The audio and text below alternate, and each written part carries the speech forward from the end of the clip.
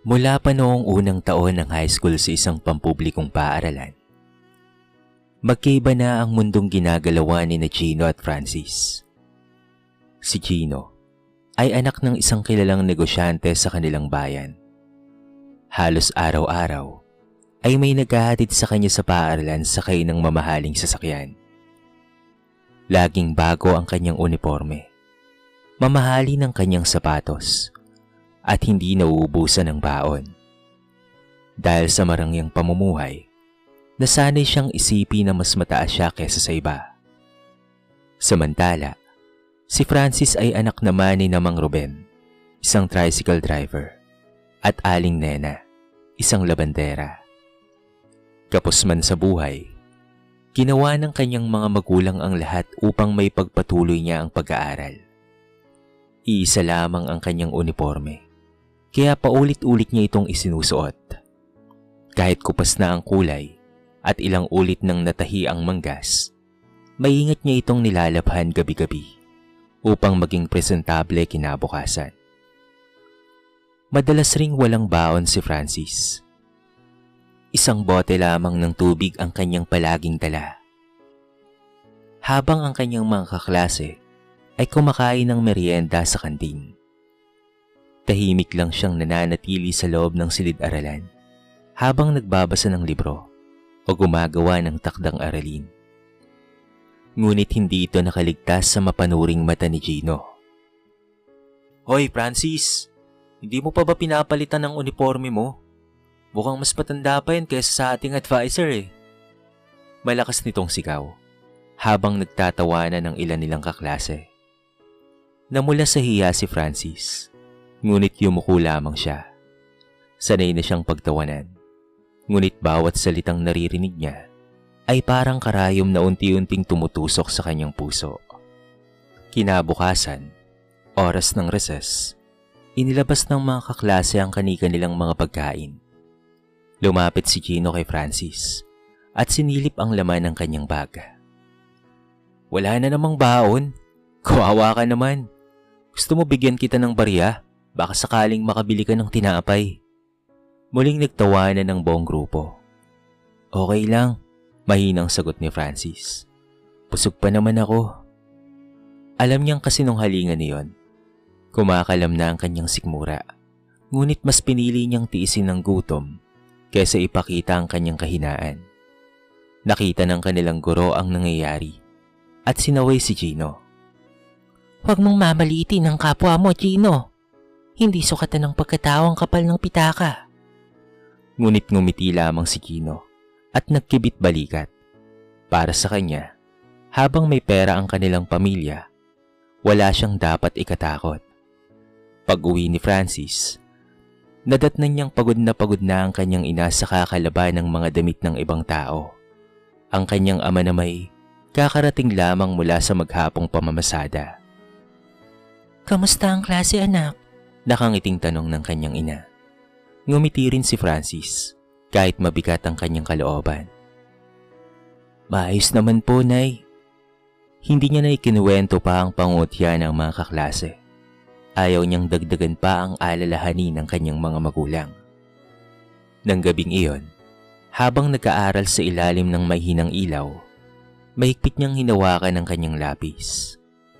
"Balang araw," pulong niya sa sarili, "may ahahon ko rin kayo sa kahirapan. Hindi habang buhay ganito ang buhay natin. Patutunayan kong hindi hadlang ang kahirapan para maabot ang pangarap."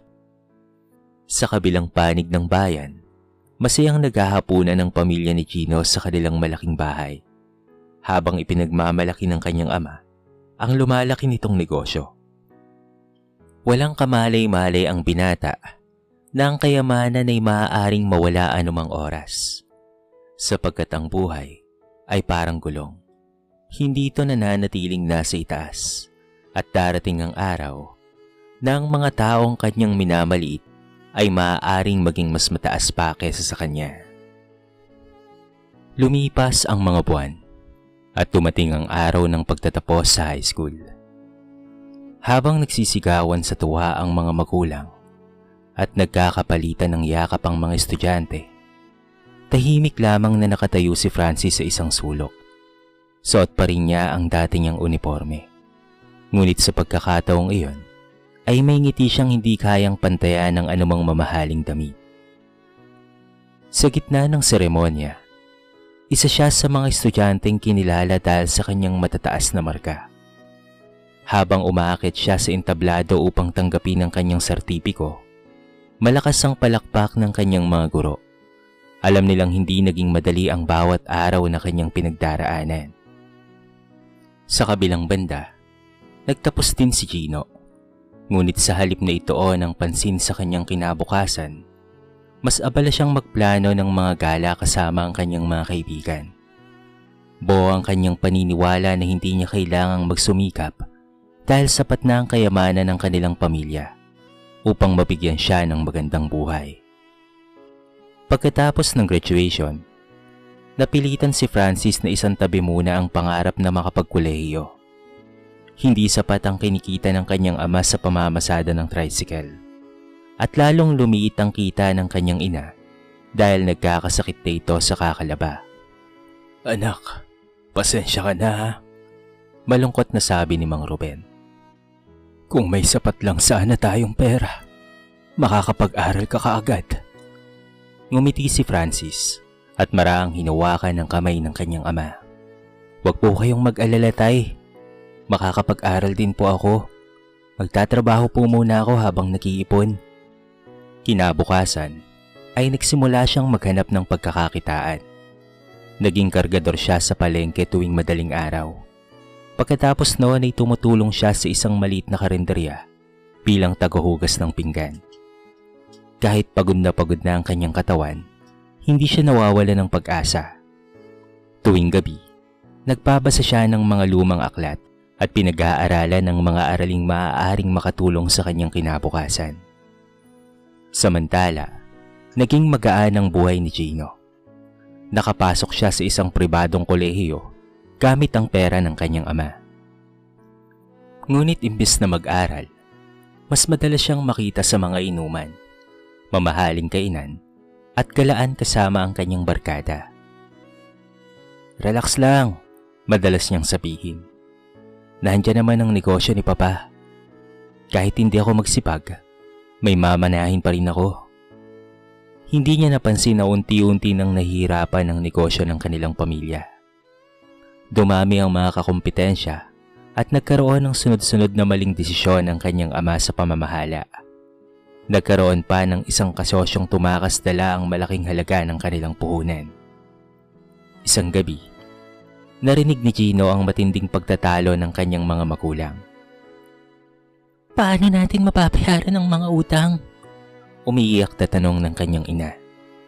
"Wala na tayong magagawa," sagot naman ng kanyang ama. "Kailangan na nating ipagbili ang ilan sa ating mga ari-arian." Sa unang pagkakataon, nakaramdam ng takot si Gino. Unti-unti niyang naisip na hindi pala habang buhay ang kasaganahang kanyang kinagisnan. Habang si Francis ay patuloy na umaakyat dahil sa sipag at tiyaga, nagsisimula namang bumaba ang dating mataas na kalagayan ni Gino.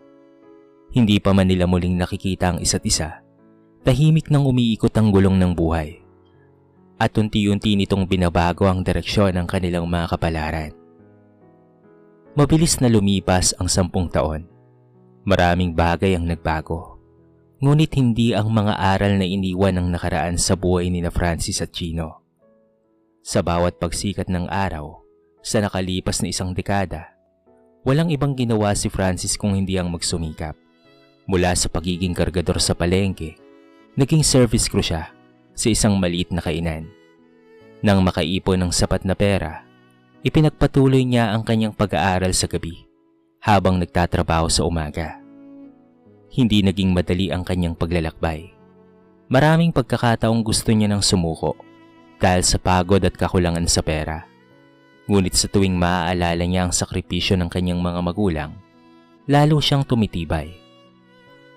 Matapos niyang makatapos ng kolehiyo, nakapasok siya sa isang kumpanya bilang junior sales representative. Dahil sa kanyang kasipagan, katapatan, at husay sa pakikitungo sa tao, mabilis siyang na-promote. Hindi nagtagal, nakapag-ipon siya ng puhunan upang makapagpatayo ng maliit na negosyo sa pagbebenta ng construction supplies. Unti-unting lumago ang kanyang negosyo. Mula sa isang maliit na tindahan, naging 2 hanggang sa magkaroon siya ng sariling bodega at opisina. Hindi niya kinalimutan ang kanyang pinagmulan. Tuwing may aplikanteng kapos sa buhay, ngunit masipag, agad niya itong binibigyan ng pagkakataong makapagtrabaho. Nakapagpatayo na rin siya ng maayos na bahay para kina Mang Ruben at Aling Nena. Hindi na muling namasada ang kanyang ama at tuluyan nang nagpahinga sa paglalabada ang kanyang ina. Anak, Lumuluha nitong sabi isang gabi habang magkakasalo silang kumakain. hindi na sayang ang lahat ng pinaghirapan natin. Ngumiti lamang si Francis. Kayo po ang dahilan kung bakit hindi ako sumuko. Samantala, kabaliktaran naman ang nangyari sa buhay ni Gino. Tuluyan ang nalugi ang negosyo ng kanilang pamilya. Nabenta ang kanilang malaking bahay, mga sasakyan, at maging ang ilang lupang pagmamay-ari nila. Hindi rin kinaya ng kanyang ama ang sunod-sunod na problema at nagkasakit. Ilang taon lamang ang lumipas ay pumanaw ito. Naiwan ng pamilya na baon sa utang. Doon lamang lubusang naunawaan ni Gino ang bigat ng buhay. Sinubukan niyang maghanap ng trabaho. Ngunit dahil hindi niya tinapos ang kanyang pag-aaral at wala siyang sapat na karanasan, paulit-ulit siyang nabibigo kung saan-saan siya nag-a-apply. Ngunit palagi siyang tinatanggihan. Minsan, habang nakaupo siya sa waiting shed matapos muling mabigo sa isang job interview, napabuntong hininga siya. Ay, kung sana pala noon pa lang ay nagsikap na ako. Kung sana hindi ko minamalit ang iba. Biglang sumagi sa isip niya ang mukha ni Francis, ang kaklasing madalas niyang pagtawanan dahil sa lumang uniforme at kawalan ng baon. Hindi niya alam kung ano na ang kalagayan nito. Sa isip niya, marahil ay pareho lamang silang naghahanap ng trabaho. Ngunit hindi niya alam na ang dating kanyang hinahamak ay isa na ngayong matagumpay na negosyante. Iginagalang ng kanyang mga empleyado at kinikilala sa kanilang bayan bilang isang mabuting tao. Patuloy na umikot ang gulong ng buhay. Ang dating nasa ibaba ay unti-unti nang umangat, habang ang dating nasa itaas ay natutong maranasan ng hirap na minsan ay kanyang pinagtatawanan. At hindi magtatagal, muli nilang haharapin ang isa't isa sa paraang hindi nila kailanman inaasahan. Ilang buwan nang walang maayos na trabaho si Gino. Ang dating mga kaibigang araw-araw niyang kasama sa mga mamahaling kainan ay sa isang nawala. Nang mawala ang kanilang kayamanan, tila kasabay rin itong nawala ang mga taong nagsasabing tunay silang kaibigan. Isang umaga, habang nagbabasa ng mga anunsyo sa isang maliit na tindahan, may napansin siyang hiring para sa isang operation supervisor sa isang mabilis na lumalagong kumpanya ng construction supplies. Nakalagay roon na naghahanap ng taong masipag, tapat at handang matuto. Mahigpit niyang hinawakan ng kopya ng anunsyo. Kailangan kong subukan ito, bulong niya sa sarili.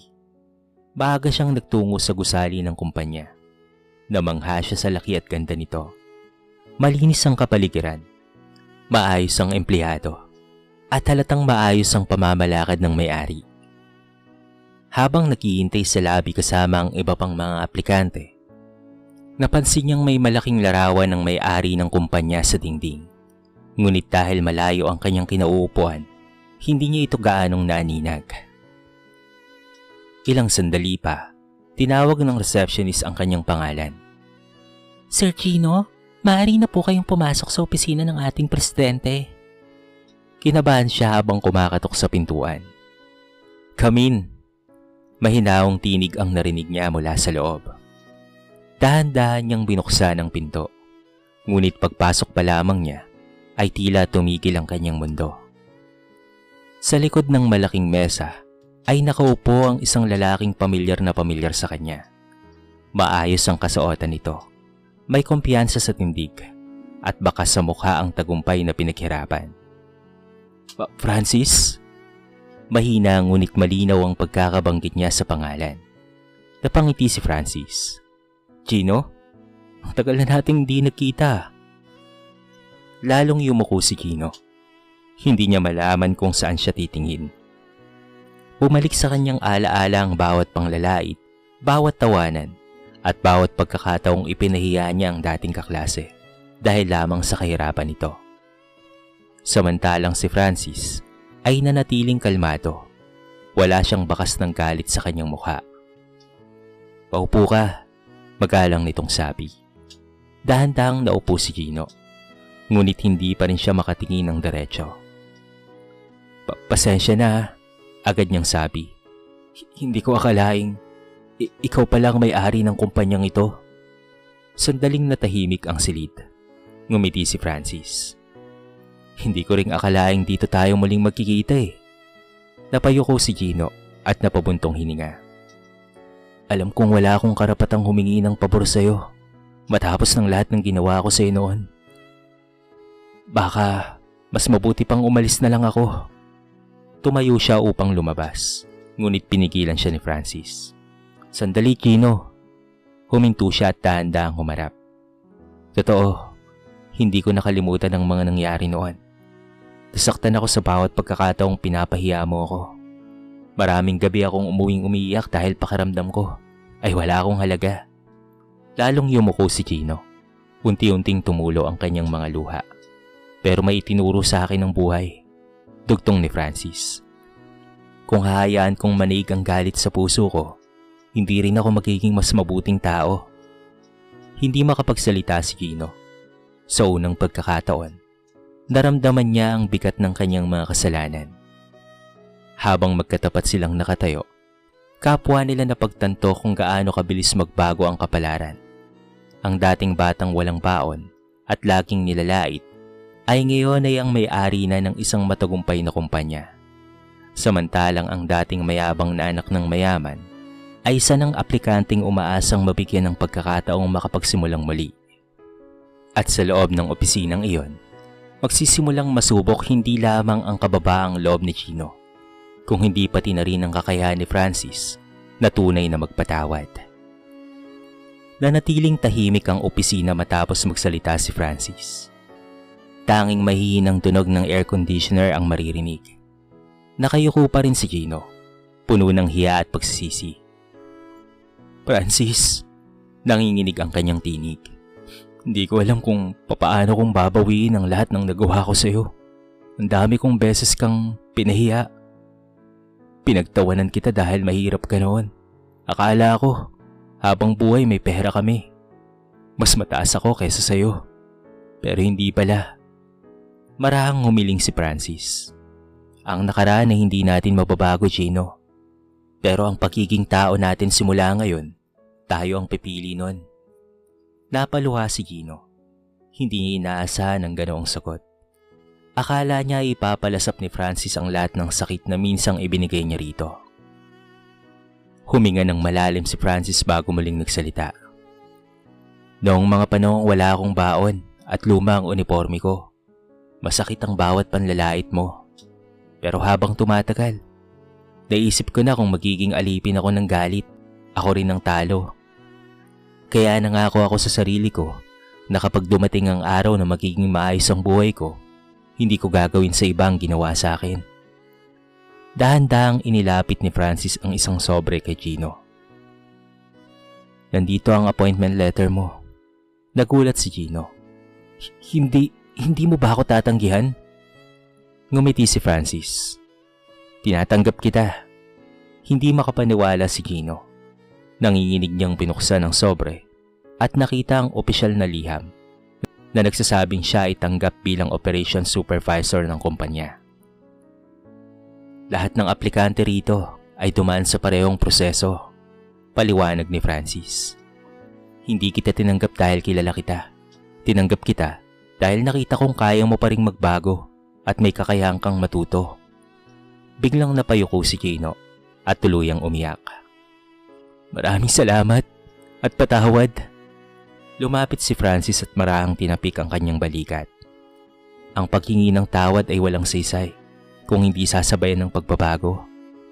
Mula noon, ay nagsimula ang bagong yugto ng buhay ni Gino. Hindi naging madali ang kanyang trabaho. Kailangan niyang matutong makinig, makisama, at magsimula sa pagpapakumbaba. Hindi tulad noon na sanay siyang mag-utos.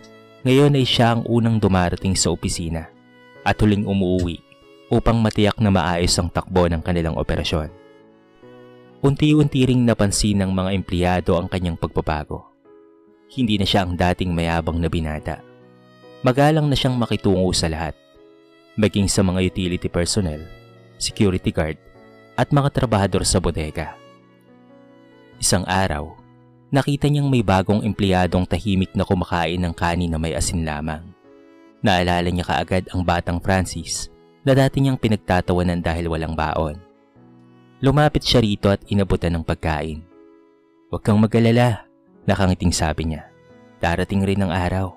Nagiginhawa ang buhay mo, kaya huwag kang sasuko." Mula sa kanyang opisina, nakita ni Francis ang tagpong iyon. Napangiti siya. Hindi dahil nabayaran ng sakit ng kanyang nakaraan, kung hindi dahil nakita niyang may isang taong tunay na natutong magbago. Sa pagkakataong iyon, napatunayan nilang dalawa na ang tunay na tagumpay ay hindi nasusukat sa dami ng pera o laki ng bahay. Nasusukat ito sa kakayahang magpakumbaba, magpatawad at magbigay ng pagkakataon sa taong handang itama ang kanyang mga pagkakamali.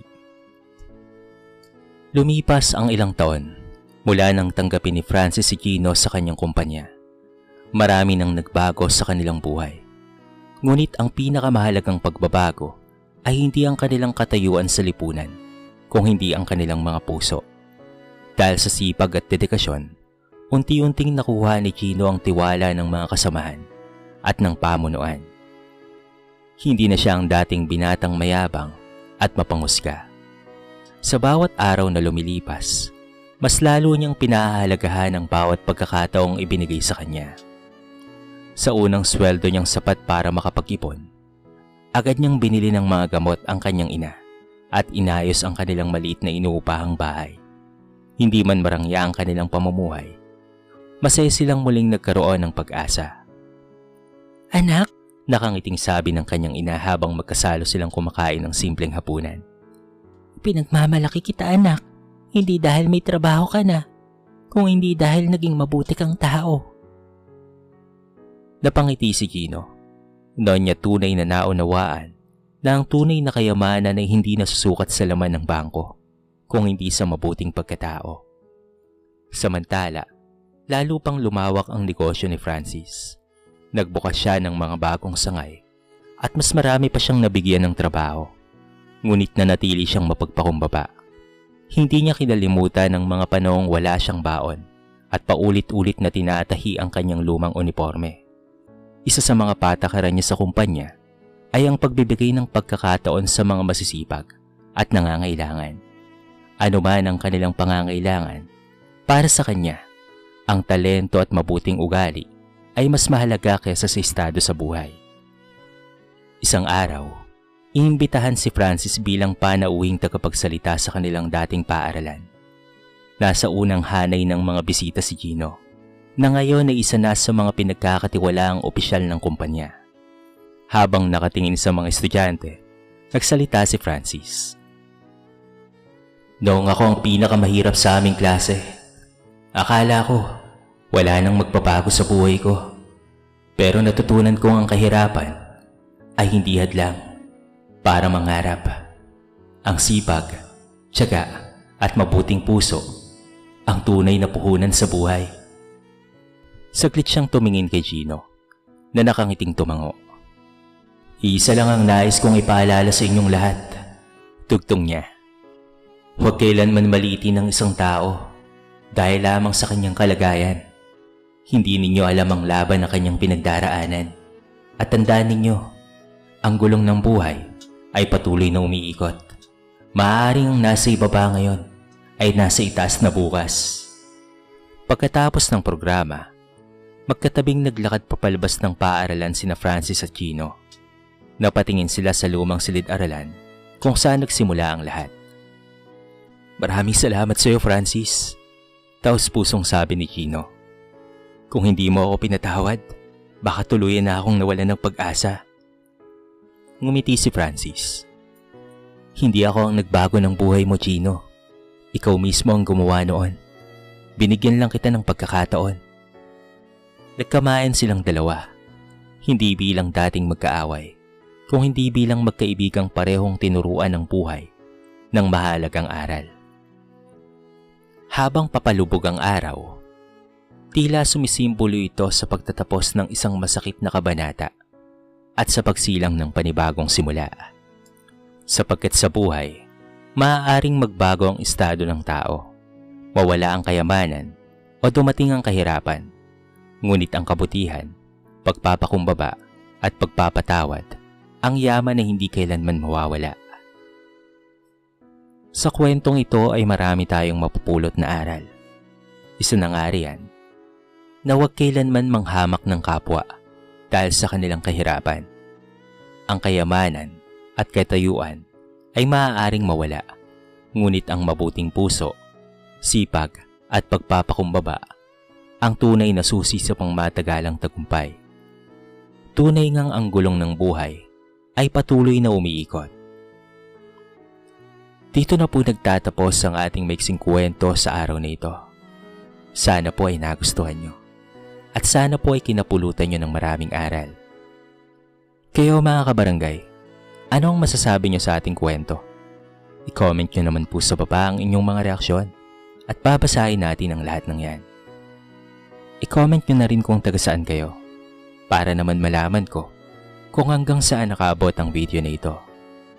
Paki-like and share na rin po ang ating kwento para mapakinggan rin ng iba. At kung bago ka pa lamang sa ating channel, baka naman pwedeng pakihit ang subscribe button at bell notification button para palagi kang updated sa mga bago nating upload na katulad nito. So paano mga kabarangay? Hanggang sa muli. Thank you so much and peace out.